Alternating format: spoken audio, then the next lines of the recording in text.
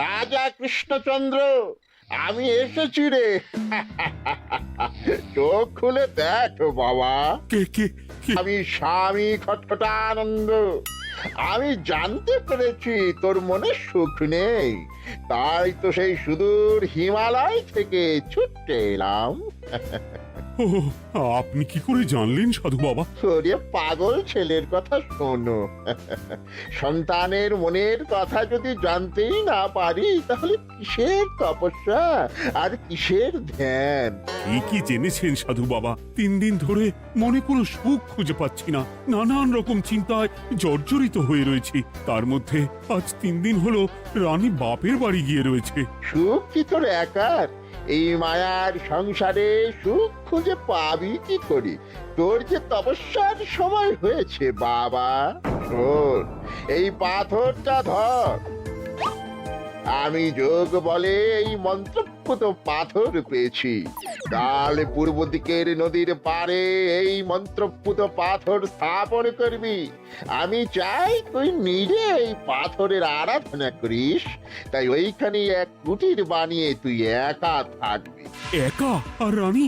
সংসারে দুঃখ ছাড়ার কিছুই নেই। তোর আসলে সুখ লুকিয়ে আছে ওই মন্ত্রপুত পাথরে।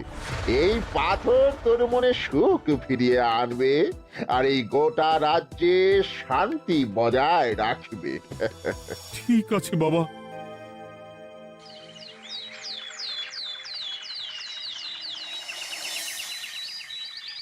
জয় বাবা খটখটানন্দের জয়। কি তার জ্যোতি, কি তার ব্যক্তিত্ব, আহ, কি তার কণ্ঠস্বর! এই মন্ত্রপুত পাথর আমার এবং এই রাজ্যের সকলে সুখ শান্তি ফিরিয়ে আনবে। আজ থেকে আমি সাধু বাবার পরামর্শ মতন এখানেই থাকবো। তোমাদের যার যা যা বক্তব্য আমাকে এখানে এসেই বলবে। কোনো চিন্তা করবেন না মহারাজ, আমি সব সামলে নেব। আপনি নিষ্ঠা সহকারে সাধু বাবার আদেশ পালন করুন।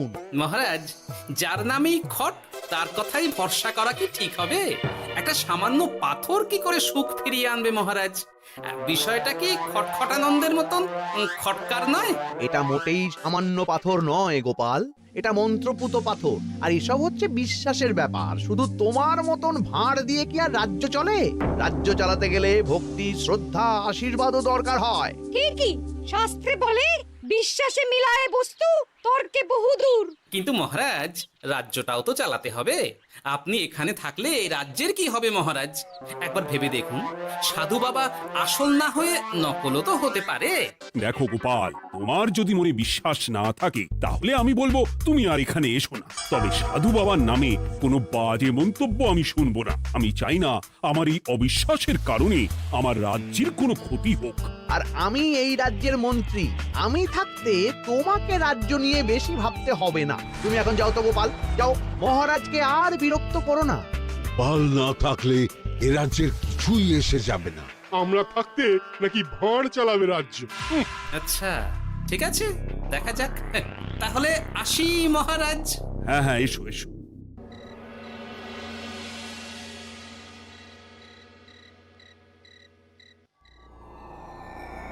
মহারাজ, রানী, তুমি ফিরে এসেছো? এ আমি কি শুনছি মহারাজ? আপনি নাকি প্রাসাদে ফিরবেন না ঠিক করেছেন? হ্যাঁ রানী, তুমি ঠিকই শুনেছ। আমি আর প্রাসাদে ফিরবো না। আমি এখানে থেকে ওই মন্ত্রপুত পাথরের আরাধনা করব। কে না কে এসে আপনাকে বলল আর আপনি প্রাসাদ ছেড়ে এই কুটিরে থাকবেন?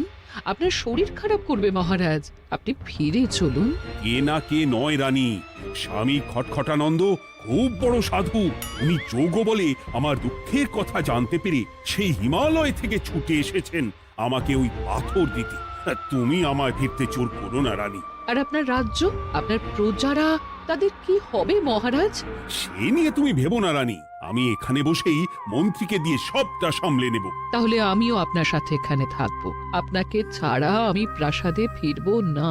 তা হয় না রানী, সাধু বাবা আমাকে একা থাকতে বলেছেন। এসব ধ্যান যোগ আরাধনা একা করতে হয়। গোপাল সবটা জানে মহারাজ। আহ, আমার সামনেও নাম করবে না রানী। গোপালের কত বড় সাহস তুমি ভাবো একবার। ও বলে সাধু বাবা ভণ্ডও হতে পারে।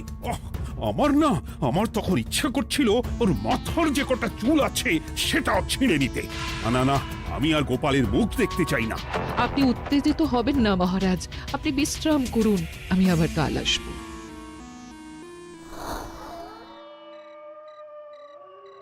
রাতের হাটেও সবজির যা দাম বেড়েছে, এরপর শুধু এক বেলা খেয়ে থাকতে হবে।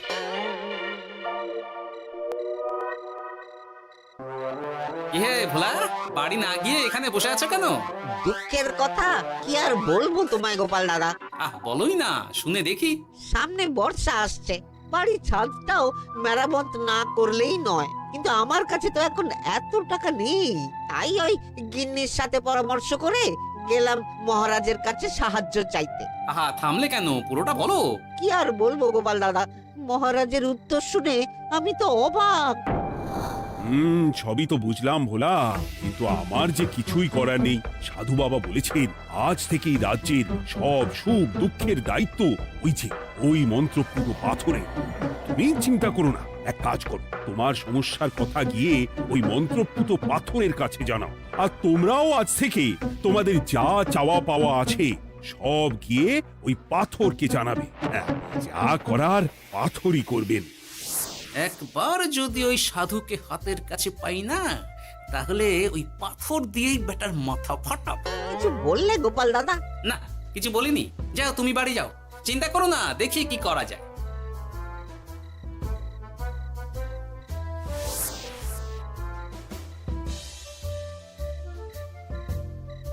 কি ব্যাপার, এত রাতে বটা ঘটা মন্ত্রীর বাড়িতে কি করছিল? কি বটা ঘটা, আজকে মন্ত্রী মশাইয়ের বাড়ি খাওয়া দাওয়া ছিল? খাওয়া ছাড়া কি অন্য কিছু আসে না তোমার মাথায়? চ চ চ, আমাদের অনেক কাজ আছে, চ। আরে এত তাড়া কিসের? বাবা, বটা ঘটার এত কি গুরুত্বপূর্ণ কাজ যে একেবারে ছুটে পালালো? না, ব্যাপারটা তো সুবিধের ঠেকছে না।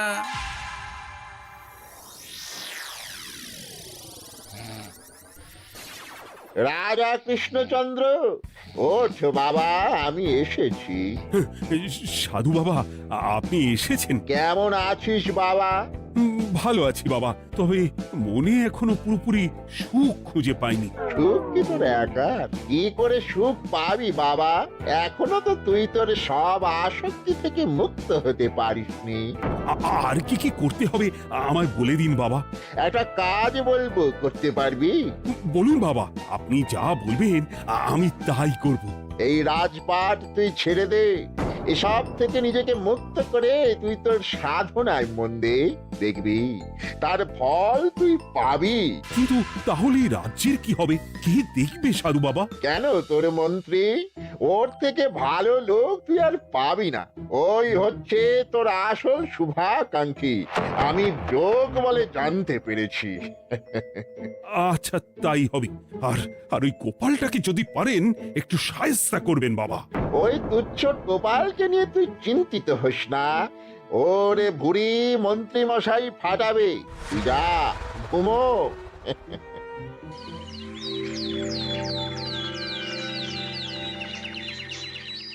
শোনো শোনো শোনো, আজ থেকে মহারাজ কৃষ্ণচন্দ্রের আদেশে এই রাজ্যের ভার এই রাজ্যের মন্ত্রীর।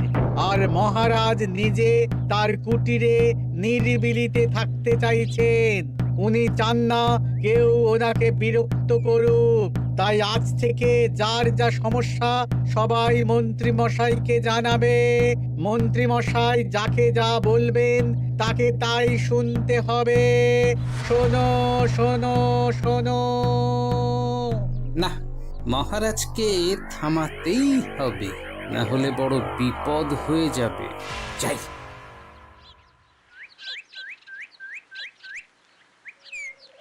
মহারাজ, এই ভুল আপনি করবেন না। মন্ত্রীর হাতে রাজ্যের ভার দিলে রাজ্যের সর্বনাশ হবে মহারাজ। দেখো গোপাল, আমি যেটা করেছি সেটা ঠিক বুঝেই করেছি। আমার সিদ্ধান্ত আর বদলাবে না। আর এই বিষয় নিয়ে আমি তোমার সাথে কথাই বলতে চাই না। মহারাজ, গ্রামবাসীরা আপনার এই সিদ্ধান্ত খুশি মনে মেনে নেয়নি। সবার কথা একবার ভেবে তারপর সিদ্ধান্ত নিন মহারাজ। একজন বাইরের লোকের কথায় কোনো সিদ্ধান্ত নেবেন না দয়া করে। গোপাল, তুমি যদি সাধু বাবার সিদ্ধান্তে প্রশ্ন তোলার চেষ্টা করো তাহলে আমি বাধ্য হব মন্ত্রীকে বলে এই রাজ্য থেকে তোমায় বিতাড়িত করতে। একজন সেই হিমালয় থেকে আমাদের উপকার করতে এলো আর তুমি তার বিরুদ্ধেই কথা বলছো। ছি ছি গোপাল, ছি। মজা, কি মজা! শুধু মুদ্রা, শুধু মোহর, যেদিকে তাকাবো শুধু সোনার মোহর আর সোনার মোহর। তুমি কি পাগল হয়ে গেলে? এখন হইনি গিন্নি, তবে এবার সত্যি সত্যি হয়ে যাব। এত সোনার মোহর একসাথে হাতে পেলে কেউ কি সুস্থ থাকতে পারে? আর বেশি দিন বাকি নেই যখন কৃষ্ণনগরের কোষাগারের মালিক হব আমি। আর মহারাজ, মহারাজকে ছেড়ে দেবেন? চিন্তা নেই, মহারাজ কিছুই করতে পারবেন না। তিনি এখন সাধু বাবার আদেশে পাথরের আরাধনায় ব্যস্ত। আর প্রহরীরা, তারা কিছু বলবে না? প্রহরীরা তো এখন আমার গোলাম। মন্ত্রীমশাই, মন্ত্রীমশাই, আমরা এসেছি। ওই তো ওরা চলে এসেছে। ওরা কি করবে? ওরাই তো কোষাগার লুট করতে আমায় সাহায্য করবে। রাজ কোষাগার হবে শুধু আমার, আমার, আমার।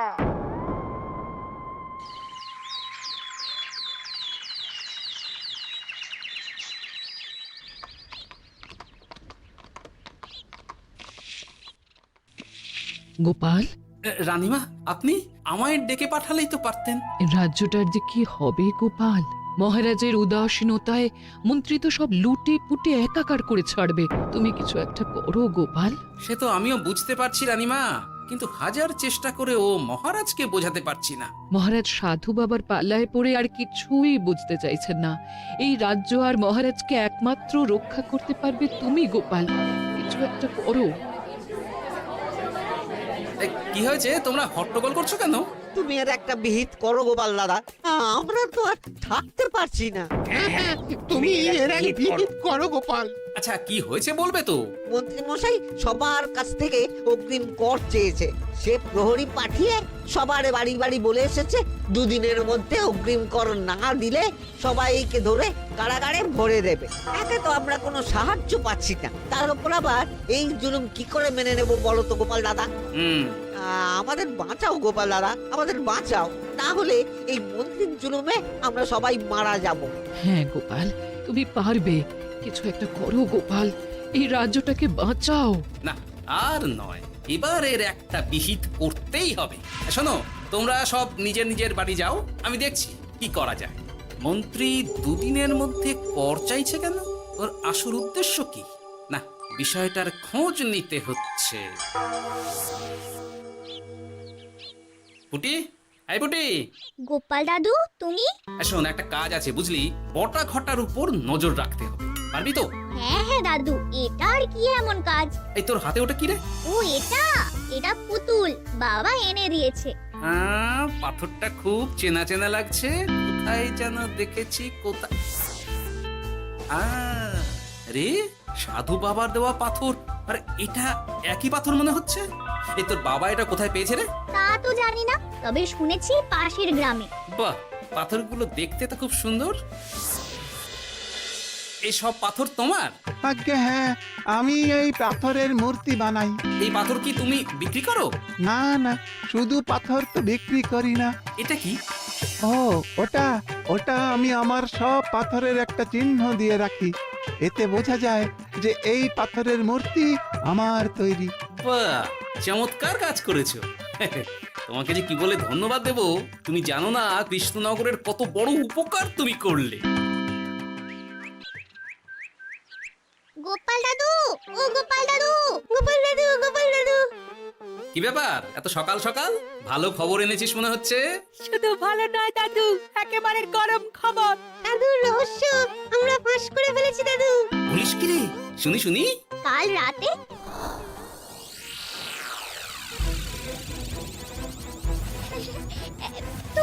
এত সোনা, এত মোহর আমি একসাথে কোনোদিন দেখিনি। এইসব হ্যাঁ গিন্নি হ্যাঁ, এই সব আমাদের সব। ওরে বাবা, আমার তো বিশ্বাসই হচ্ছে না। ভাবলেই গায়ে কাঁটা দিচ্ছে। রে বটা, আজ সাধু সেজে মহারাজের কাছে গেছিলি? হ্যাঁ, মহারাজ তো আজ প্রায় পা ছুঁয়ে প্রণাম করতে যাচ্ছিলেন, কোনো মতে ঠেকিয়েছি। বলেছি প্রণাম নেওয়া আমার গুরুর বারণ আছে।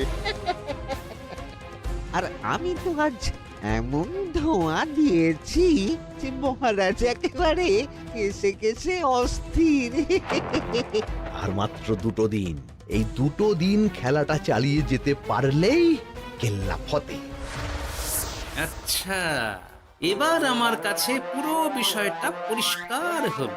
বাহ, তোরা দারুণ কাজ করেছিস রে। এবার শুধু আজ রাতে প্রমাণটা পেলেই হয়ে যাবে।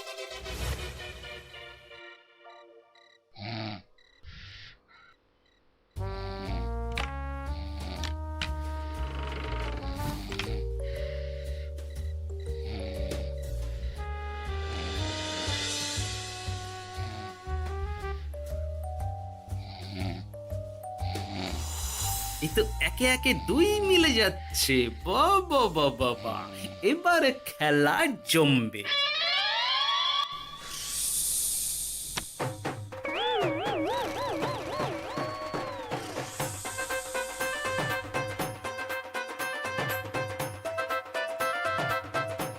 এই ঘটা ঘটা রে, এই ঘরে এত ধোঁয়া এলো কি করে রে? সত্যি তো, এত ধোঁয়া এলো কি করে? ঘরে কি আগুন লাগলো নাকি রে? এই বটা, ওটা কি রে? হ্যাঁ, এ তো ভূত।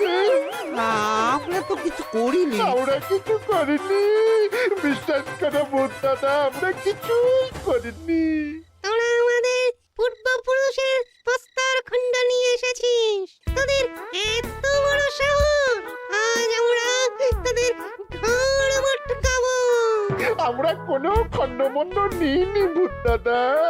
এই কথা, তুই কি ওনাদের কোনো খণ্ড এনেছিস? না না না না না, আমি তো অমন কিছু আনিনি। আমার মনে হয় ওই আপনাদের কোথাও একটা ভুল হচ্ছে। মহারাজকে ওই পাথর তোরা কোথা থেকে এনে দিয়েছিস? ওটাই আমাদের প্রস্তর খণ্ড, আমাদের 5 পুরুষের সম্পত্তি। ওটা তো আমরা পাশের গ্রামে এক মূর্তি কারিগরের থেকে চুরি করে এনেছি। আপনারা যান না, যান, ওই কারিগরের কাছে ওরকম অনেক পাথর আছে। আমাদের ওটাই চাই। ও বাবা, উনি আবার কে? আমাদের দাদু, তৃতীয় পুরুষ। ও দাদু, এই ছুরি ভূত দাদু, ওটা আনতে গেলে না মন্ত্রী মশাই আমাদের খুব মারবে। খা, ওদের মুন্ডু চিবিয়ে খা। না না, ওরকম করবেন না দাদু ভূত, তাতে আমাদের খুব লাগবে। তাহলে বল, মন্ত্রীর আসল উদ্দেশ্য কি? 2 দিন পর ও কি করবে? 2 দিন পরে মন্ত্রী মশাই কোষাগার লুট করে রাজ্য থেকে পালাবেন। এবার আমাদের ছেড়ে দিন দাদু ভূত। তোদের ছাড়তে পারি একটাই শর্তে। বলুন বলুন।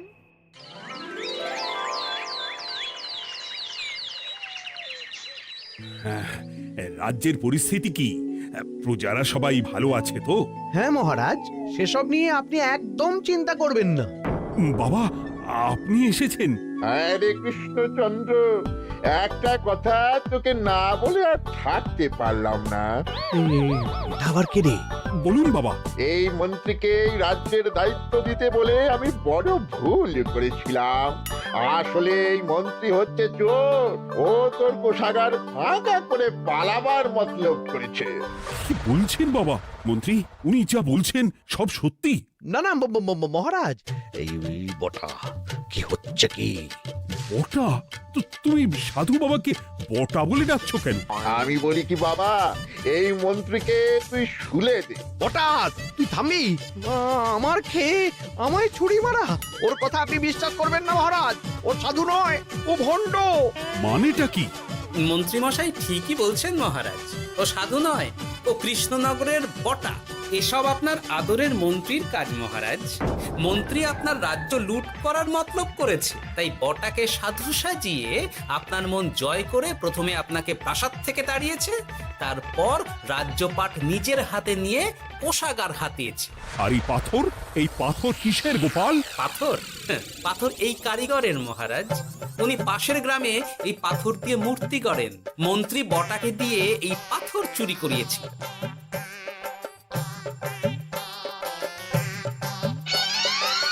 ওই পাথর আমার মহারাজ। আমি তোমায় ছাড়বো না মন্ত্রী, তোমায় আমি শুলে দেব। প্রহরী, প্রহরী! কেউ আসবে না মহারাজ। প্রহরীরা এখন আমার কথা ছাড়া আর কারুর কথা শুনবে না। আমি এখন আপনাদের সামনে দিয়ে আপনার কোষাগার নিয়ে চলে যাব, আর আপনারা শুধু দাঁড়িয়ে দাঁড়িয়ে দেখবেন। রে ন্যাপলা পুঁটি গুলটে, মন্ত্রীকে বেঁধে ফেল। এত সোজা নয় গোপাল, দেখবে? প্রহরী, প্রহরী! চেঁচান চেঁচান, আরো জোরে চেঁচান, কিন্তু ফল হবে না। আপনার প্রহরীরা সব গ্রামবাসীর হাতে বন্দী। আমায় ছেড়ে দিন মহারাজ, আমার ভুল হয়ে গেছে। এমন ভুল আমি আর করবো না মহারাজ, আমায় ছেড়ে দিন। ছেড়ে দেব? তোমার ব্যবস্থা আমি করছি। কিন্তু গোপাল, আমার মনের সুখের কি হবে? আমি কি আর সুখী হতে পারবো না? কেন পারবেন না মহারাজ? রাজার আসল সুখ তো তার প্রজার সুখে।